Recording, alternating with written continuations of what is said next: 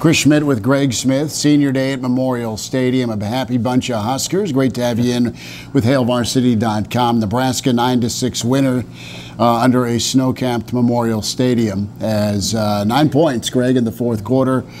3 Pickering field goals did the trick, but what a day by the Blackshirts. That's the story. Yeah, that's definitely the story today. Out him and Dead and better Pickering, like you said, the defense really came to play. Like that, as Mo Berry eloquently put it, that was Blackshirts' defense, right? They wanted to go out and finally be able to show that they could go win a game like this for the team. A lot of headlines for the offense this season, and rightfully so. The defense has been much maligned, so you get a situation where they can be the ones that really lead this team to victory. I think that will stick with them for a long time, especially on senior day. It is, and a lot of the seniors spoke after the ball game. Luke Gifford, Antonio Reed, just a couple that come to mind. McStoltenberg. I mean, the group, this senior class has been through so much. Scott Frost, as he went off the field, someone handed him the ball. He took the football and kind of raised it to the crowd. And you know what? The wind was horrible. The snow kind of started mid-third quarter and then came down in the fourth quarter. One of the storylines here is, you know, can Nebraska's offense survive in the Big Ten? Can it play a game in inclement weather conditions in November? The offense did just enough. Divine Ozigbo was a tough runner today, tremendous. But it was a day for the defense, and you're kind of waiting. You were waiting all season long for the defense to kind of step up. You're going to have a game or two in a season where the defense has got to come win it for you, even though the offense has been the headline. You got that today. Great work by Coach Chenander. Let's spend a minute on Antonio Reed and his game-changing play, that sack fumble. Great blitz call by Coach Chenander. Yeah, it really was. And Antonio Reed all game long just played with his hair on fire. It always seemed like he was in the right spot and he was getting to the right spot at 100 miles an hour, right? Yeah. Like I think the one play that they gave up, the long play in the fourth quarter on the pass play where he slipped and he was heading towards the right direction on that one, right? So like he was in a good position, playing within the defense, but playing loose and free. He had a great game. It was his best game as a Husker, and it was really good to see for him on senior day that he was able to turn things loose and really have a huge impact on this game. He did. We mentioned the sack fumble, where that led to the tying 3 for Nebraska, but 7 tackles, 3 tackles for a loss. He was big time. And then the following series, Michigan State's driving and a big third down. He delivers a hit that separates the pass from the tight end. I thought Nebraska did a really good job of recovering.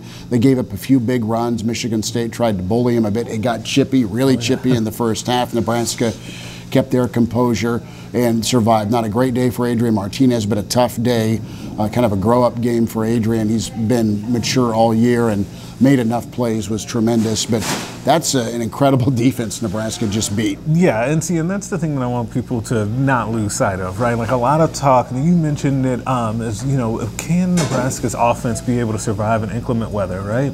And yes, the weather played a factor in what happened out there today, but so did Michigan State's defense. Like that's a really good defense, and I kept remarking to people around me in the press box, it feels like they have 13, 14 guys out there on defense at all times because no matter what Nebraska drew up, it felt like Michigan State was in good position. And that's the sign of a good defense, a great defense, and great coaching, and being ready for Nebraska's tendencies as well. Not saying that Nebraska was telegraphing things, but Michigan State was just well coached and they executed very well. Like I don't think that there are many defenses in the conference that can do to Nebraska what Michigan State just did.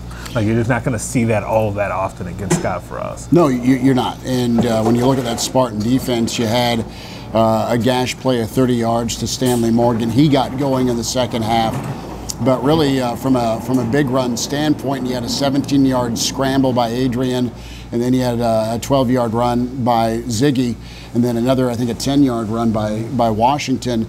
But that's it. I mean, Frost wasn't lying to anybody when he said, look, they don't give up big plays. They didn't. Really, 3 was it for Nebraska. Michigan State had 3. Let's talk turnovers for a second. Nebraska had some ball security issues, fumbled 4 times in the first half, lost 2. The defense again rose up. No points off turnovers for Michigan State at all today. Yeah, and I think that one of the things that Nebraska has to do a better job, and we've seen this throughout the season, it hasn't bit them since early in the year, is ball security. That's something that has reared its ugly head for this team a few times. The problem is when you play a defense like Michigan State, who's also in the correct position, they can capitalize on those, and they can force them. The one that Adrian had was he scrambling around, and there's a guy on his backside coming through to make that hit, and then they recover it. Like, that's because Michigan State's in proper position to be able to They're make that those good. plays, because they're that good. Then you just have to, when you play a good defense like that, you have to be even more ball secure, and I think that that's something that the coaches will definitely harp on this week as they go into Iowa to get ready for the Hawkeyes. Divino Zigbo, 1,000-yard season for him. Tough runs, capped things off. Nebraska needed 1 first down. As the snow kept flying down at Memorial Stadium, they got it, and they were able to get into that victory formation. They did it. Big picture here, some recruits were on hand. What's your feel here? How did today showcase what Nebraska can do in the Big Ten against a brand name?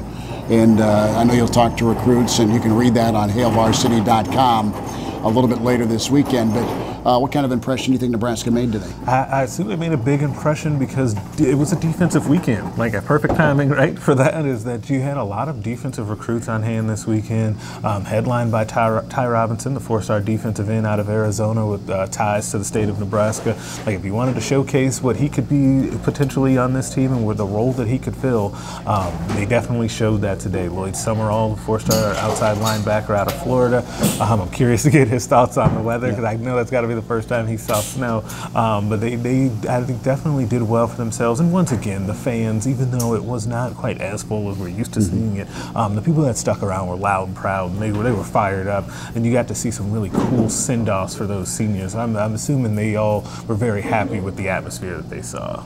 Big Ten win in Big Ten weather. Nebraska able to get it done on Senior Day against Michigan State, 9-6. That's Greg Smith. I'm Chris Schmidt. Last thought before we say goodbye, on to Iowa for Black Friday.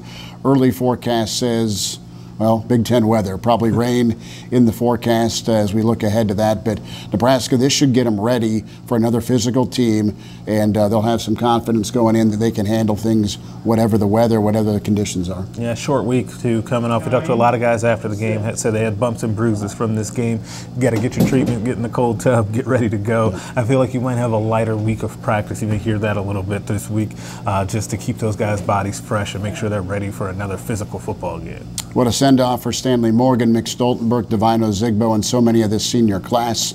We'll talk to you next time with HailVarsity.com. Thanks for listening.